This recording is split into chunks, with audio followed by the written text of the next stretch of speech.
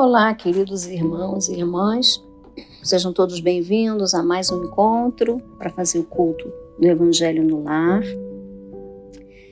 Lembrando sempre de colocar os celulares em modo silencioso, ou colocar em outro cômodo, se reunir na casa num local em que não haja telefone para tocar ou campainha, dentro do possível, para que não haja nada que interrompa, ou perca o foco da reunião. Aproveitando também para colocar uma garrafa com água que fica sendo fluidificada durante a reunião e depois no final dela pode ser bebida pelos participantes. Vou começar aqui com uma leitura inicial, de duas pequenas mensagens do livro Pétalas de Adeilson Salles. Preguiça. A preguiça é uma âncora a parar o progresso do espírito. A ociosidade é a casa onde moram as mais diversas enfermidades da alma. O espírito consciente sabe que seu progresso se dá pelo trabalho constante. As horas perdidas em devaneios e sonhos inatingíveis remetem a alma à estagnação. Pessoas há que esperam os meios propícios para a realização dos seus sonhos, esquecidas de que os sonhos se realizam pelo constante esforço e dedicação. Preguiça, espinho que impede a conquista da felicidade. E temos aqui o sobre a culpa, que fala: a culpa é uma corrente invisível que deixa às escuras a mente humana. O sentimento de culpa é fardo pesado que a alma carrega e a faz sofrer. O Espiritismo chegou ao mundo para dar cidadania espiritual à criatura humana, pois anuncia que não existem culpados. Porém, indica que somos todos responsáveis por nossas atitudes. A culpa é instrumento de manipulação psicológica, pois muitos dos que se sentem culpados têm no remorso a porta aberta para os manipuladores exercerem desagradável influência. Assumir a vida de maneira responsável e corajosa é caminhar para a libertação da culpa que escraviza as mentes há muitos séculos. Bem, feitas as leituras iniciais, eu vou pedir para que todos fechem os olhos, tomem uma respiração calma e ritmada, mais profunda, e que pensem na figura de Jesus e das entidades espirituais vindo a visitar o nosso lar. Amado Pai, querido Mestre Jesus, queridas falanges espirituais, espíritos nossos guardiãos, guias, espíritos afins, sejam todos muito bem-vindos ao nosso lar. Que enquanto nós possamos estudar um pouco a palavra de Jesus trazida pelo Espiritismo, que nós possamos receber a visita das entidades espirituais a fazerem os atendimentos necessários em nosso lar e a cada um de nós na medida do que precisamos, pois Deus sabe muito melhor do que nós. Que a gente possa receber de coração aberto essas instruções, que possamos refletir nos ensinamentos do Evangelho e praticar no dia a dia, o que nos facilitará a nossa evolução. Obrigada, Pai, pela oportunidade de estarmos reunidos em Teu nome, em de Jesus, Maria Santíssima, e obrigado, queridos guias amigos, pelo trabalho santificado. Que assim seja. Bem, o estudo dessa nossa reunião vai ser o capítulo 5 do Evangelho, que é Bem-aventurados os aflitos. A gente vai ler o Motivos de Resignação, que são os itens 12 e 13. Item 12. Por estas palavras, bem-aventurados os aflitos, pois que serão consolados, Jesus aponta a compensação que hão de ter os que sofrem e a resignação que leva o padecente a bendizer do sofrimento, como um prelúdio da cura.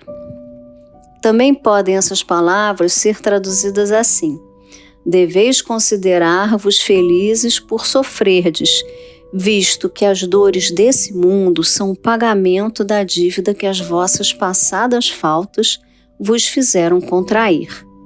Suportadas pacientemente na terra, essas dores vos poupam séculos de sofrimentos na vida futura.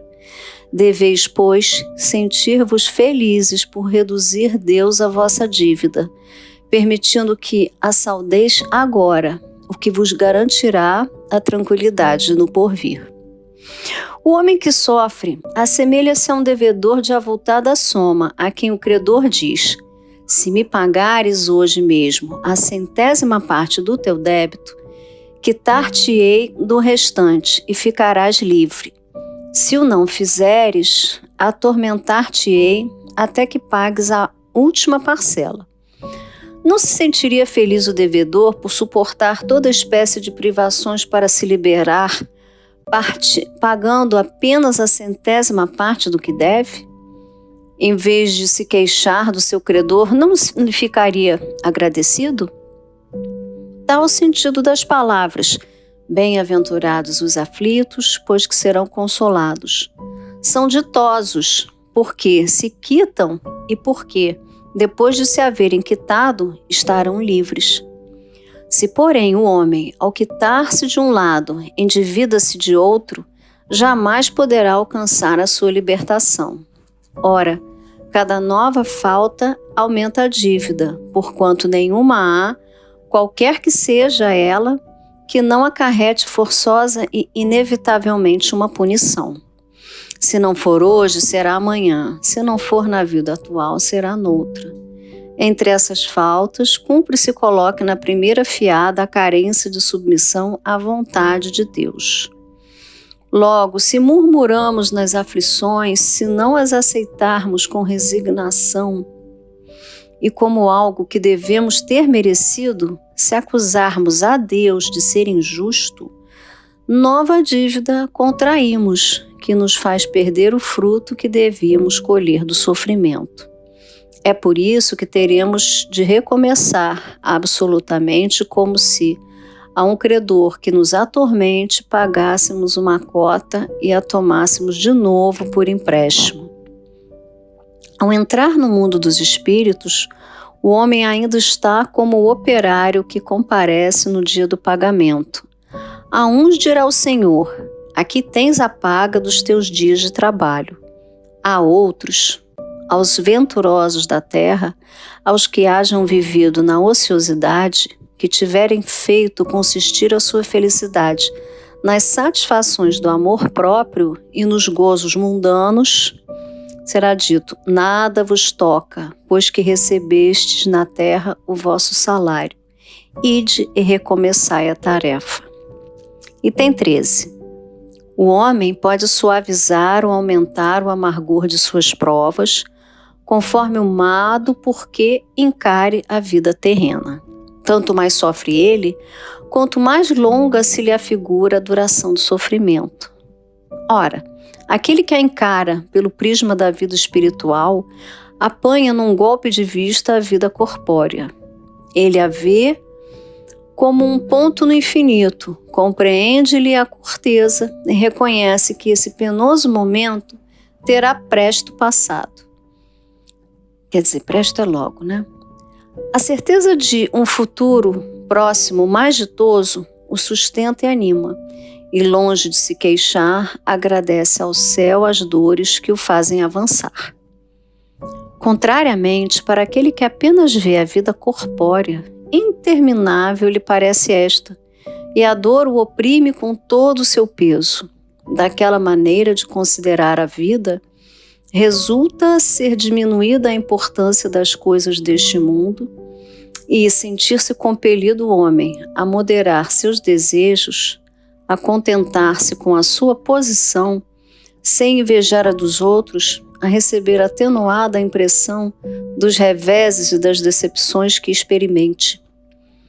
Daí tira ele uma calma e uma resignação tão úteis à saúde do corpo quanto à da alma, ao passo que, com a inveja, o ciúme e a ambição, voluntariamente se condena à tortura e aumenta as misérias e as angústias de sua curta existência.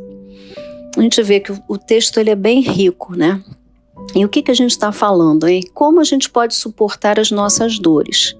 Muitas dores que a gente passa, e aqui o texto se refere muito a isso, na realidade são karmas, né? Como a gente chama também. É uma forma de a gente poder pagar por uma falta nossa no passado, seja até nessa vida, seja numa vida anterior. A gente tem o livre-arbítrio, a gente pode escolher o bem e o mal. E quando a gente escolhe o mal e a gente prejudica alguém, a gente vai pagar por isso. Então, aqui diz Deus, como que a gente aprende a pagar e a sofrer e a bem sofrer?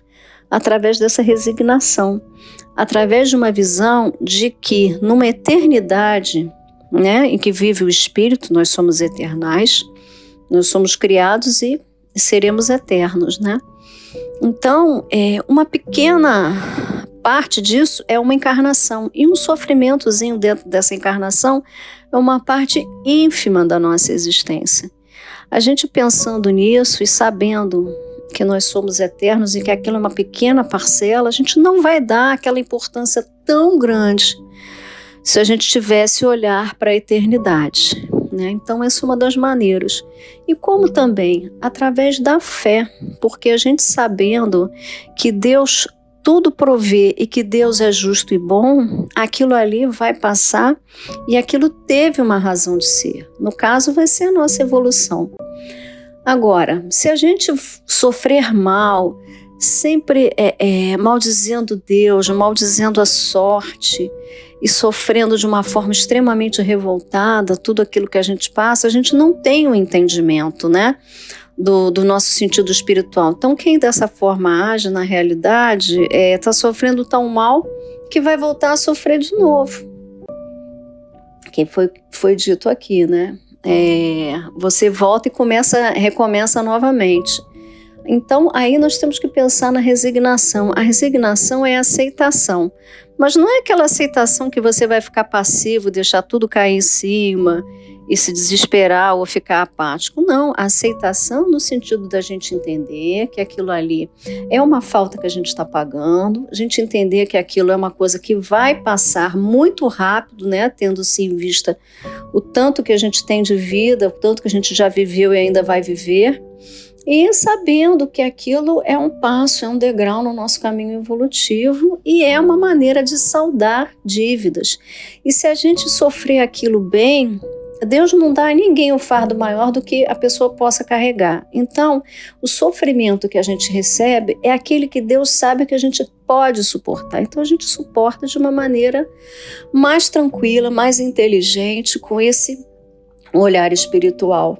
E aí a gente, na verdade, vai sofrer muito menos. Aquilo que ele diz, se você resolver agora, né, é o credor falando, pagando agora, eu vou te perdoar uma boa parte da dívida, mas senão eu vou te cobrar até o último centavo. É exatamente isso, você sofrendo de uma forma resignada e aceitando e compreendendo, isso vai te fazer economizar um sofrimento muito maior, que é o próprio sofrimento que a gente tem por estar sofrendo, né? É aquele desespero, aquela angústia, tudo que a gente acrescenta a uma situação pela qual nós precisamos passar, por conta do nosso planejamento espiritual. E aí a gente falando muito em resignação, a gente pensa em resiliência, né? E aí eu estava vendo aqui qual é o significado. Verifiquei aqui um site juntando as coisas, o conceito que eu posso dizer é o seguinte: a resiliência é uma combinação de fatores que propiciam ao ser humano condições para enfrentar e superar problemas e adversidades. Então a gente tem que tentar ser resiliente. Quando a gente entende nossa situação espiritual, quando a gente entende que Deus é bom e justo, que a gente está pagando por um erro nosso, a situação, a visão muda e a gente tem esses fatores todos e a gente tendo fé de que aquilo vai passar. E quanto mais calma a gente ficar e enfrentar com coragem e aceitação, aquilo vai passar mais rápido e vai passar com um efeito menor sobre nós, né? Então é muito importante a gente pensar dessa forma.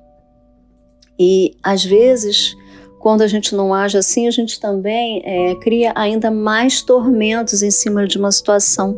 Então nós aumentamos mais aquilo que vai acabar piorando a nossa saúde, o nosso equilíbrio, tanto do corpo quanto da alma, né? Então é muito importante a gente lembrar disso. A calma e a resignação, tão úteis à saúde do corpo quanto à da alma, né? Que é o que está falando aqui, terminando o item 13. Eu acho que o texto foi bem explicado nesse sentido. Nós estamos esse mês entrando no Setembro Amarelo, né? Então tem muito as atitudes de prevenção a suicídio e tudo. Então um dos casos é falar sobre o sofrimento, né? O que leva uma pessoa a um desequilíbrio, isso tudo.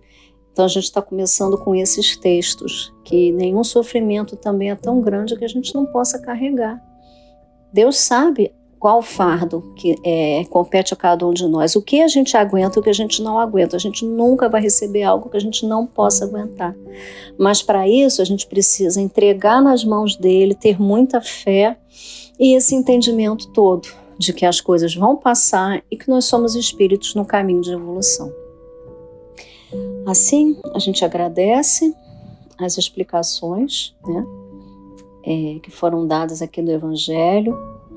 E passamos então para a parte final da nossa reunião. E aqui eu vou fazer uma oração pedindo por todos e agradecendo para fechar o nosso encontro. Amado Pai, querido Mestre Jesus, caríssimos guias que visitam o nosso lar nessa ocasião, nós agradecemos a todos. Agradecemos também à Mãe Santíssima, que nos envolve com seu manto, sempre que pedimos a ela proteção e auxílio, sempre intercedendo por nós, junto ao Mestre Jesus e junto ao Pai Maior. Agradecemos, queridos guias, por estar em nossa casa, por fazer essa limpeza espiritual de fluidos, e também de espíritos que estejam junto à nossa residência, pelos mais variados motivos, junto de nossas vidas, que possam ter sido todos atendidos, encaminhados, ouvidos. Isso é tão importante e nós agradecemos a Deus. Agradecemos as nossas dores, os nossos sofrimentos, entendendo que eles significam um caminho de redenção de nossas dívidas passadas e um degrau a mais na nossa evolução.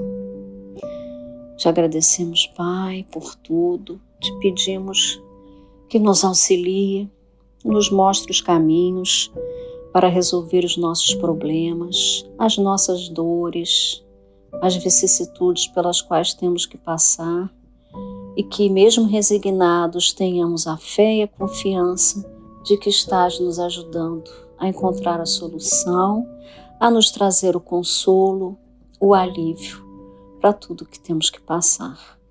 Assim, Senhor, pedimos toda uma semana de paz, de luz, e que os fluidos que sejam recebidos nessa casa venham para todos que aqui moram, que trabalham, que venham nos visitar, que todos possam receber essas luzes reconfortantes vindas de Ti, Pai.